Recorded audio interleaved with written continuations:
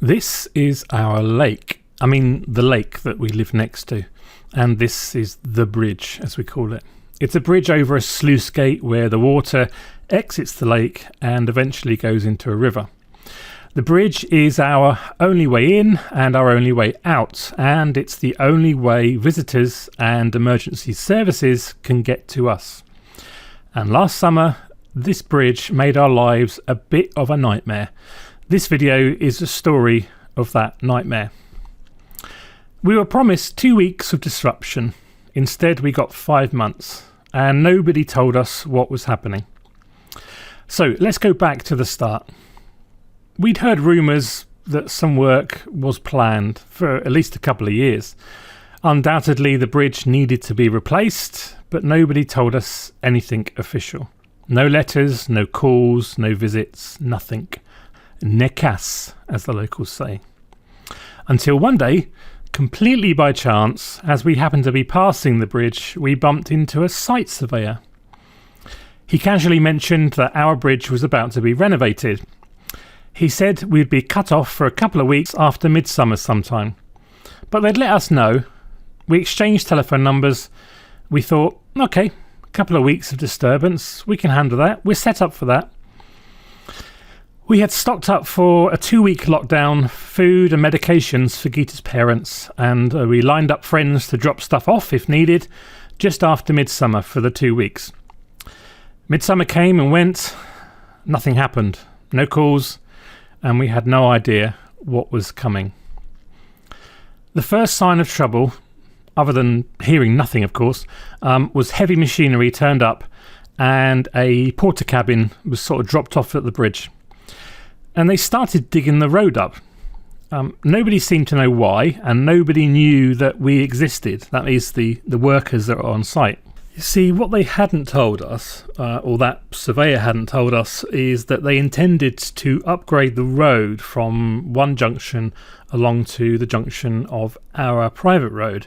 And in addition, they also planned to replace another sluice gate which went to a mill. This one was a concrete one, but they intended to fill that hole in and replace that bridge. Well, actually take the bridge away and just fill the hole in. So there was a lot more work involved than simply replacing a bridge, and the project became incredibly more complicated. Now, this main road is owned by Latvijas Meži, and the reason they own it is because they have a lot of their land situated around our borders, and so they need to be able to get large lorries in and out, heavy goods vehicles, to be able to take the wood out of the forest, thus the bridge needing the upgrade. We tried to contact someone higher up. They were totally disinterested in us and basically said what will be, not very helpful. This attitude isn't that unusual for older generations from the Soviet era. The people don't need to know is kind of how they think. The work continued, as did our frustrations with the situation, and summer was slipping away.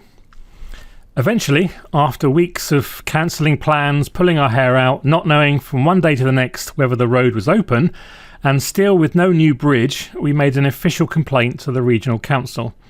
It wasn't really their business, but we felt we had little option. So, it's day whatever this is, day 40-something of a 2-week project. This is the state of play. We came down earlier actually and had a meeting. We've complained to the council, the big council, and they've obviously got on the phone, and then they rang us and said come down for a meeting, so we met with them. The difficult thing is these are subcontractors, and it's a Latvijas Meži, the main company. Latvijas Meži should have communicated with us a long time ago, and what is a 2-week project actually is 2.5 months, 3 months, because they're doing all the road and everything. We just thought it was a bridge, that's all they said. Now obviously the road is closed, although they seem to have this bit here flattened out. They're going to supply us with a car next week so that we can have a car at home to drive to this point, and then a car the other side of the bridge to go. Well, we'll swap our cars over actually, basically. This should be finished next week apparently, but everything's vague. And we talked to them, there's no apology, no sorry, very defensive. I understand actually it's like kind of not their fault, the people that are here, that is. It's the people up higher up. It's now mid-August, and finally the bridge was to be fully replaced, meaning that the road would be fully closed, of course.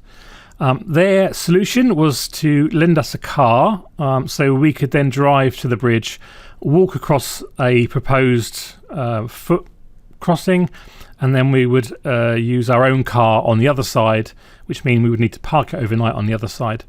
And that means we could at least get out. He also said if we need anything, we should call him first. Great, brilliant. But, if one of us had a medical emergency, then perhaps not so great.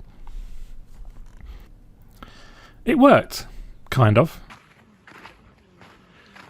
This is the state the road's been left in for the weekend.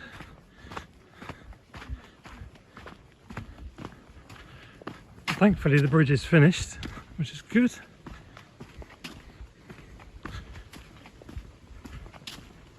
See, there's lots of work going on. I don't really know, this is someone else's land, so I don't know why they've cleared that, which is quite interesting. They'll do what they need to do, I suppose. So yeah, we have a new bridge and it's sort of semi-drivable. All the sides are finished.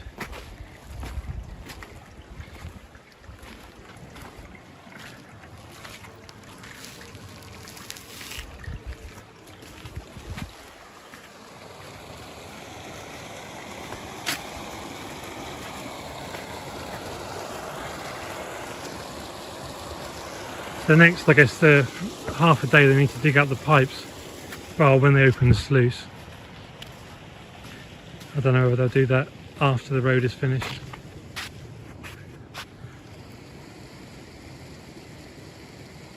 Okay, so it's October 16th today, 17th, something like that.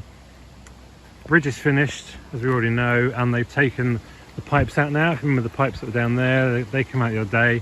I couldn't really get any footage of them doing it. Happened so quickly. Clearly they've still got some filling in to do there. They've started filling in here yesterday. This was all sand. Lorries were delivering loads of sand. I came in our car and got stuck, and the guys had to push me out from about here back to up there. I had to reverse back home and collect the Jeep. That's the car that Latvijas Meži have lent us. We've only used it as a second car to get us to the bridge. God, that's a bit of a state. We didn't need to use it, think we need to use it because it's a 4x4, but yesterday we did, so thankfully we've still got it. The bulldozer's there. Clearly they were working till quite late. Well, they normally get away about 4, but they were here till about 6, and they've got the first loads of gravel. This is called Stembis, I think, in Latvian. So it's much solid compared to the sand. I don't know how they're going to finish it here, because this is our swimming spot. People come here and swim and fish, so hopefully that'll be nicely finished. But yeah, the sand, well, sand is sand, isn't it? But we got stuck in that, and so they've still got stuff. They'll continue here all the way along here and up to the road. So I don't know, they reckon they'll be finished by the end of the week, but I don't know about all the road that goes all the way around there. We shall see. So yeah, I'll try and get the drone up today and see if we can get some footage of them with the lorries coming and the gravel and stuff. But it also meant still we never knew what was happening next. We didn't expect daily briefings, but as everyone had everyone's number and on WhatsApp messaging, the odd message about work plans would be helpful. When would they be on site and when not, etc. Sometimes there was no one on site for days, and had we known this, we could maybe make plans to have visitors or go for supplies, etc. Summer is usually our busiest season. Guests, events, projects needing materials, etc. But last year we couldn't plan anything, because at any moment they might block the road again. Every time we asked for updates, we got the same response: silence. Also, remember, all this time emergency services would never be able to reach us should we need them.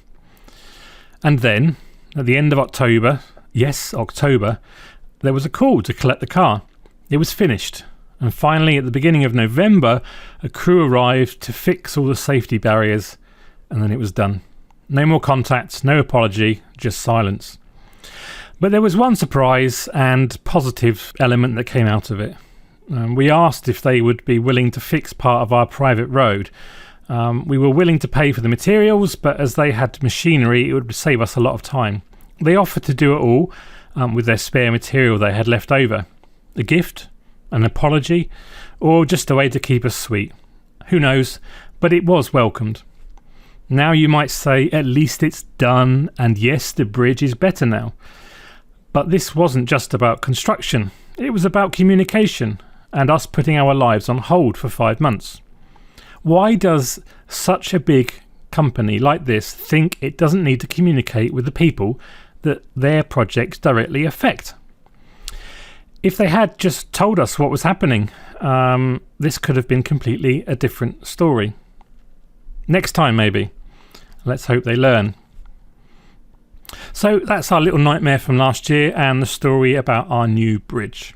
Hope you enjoyed the video and look forward to seeing you in another one very soon. Bye for now.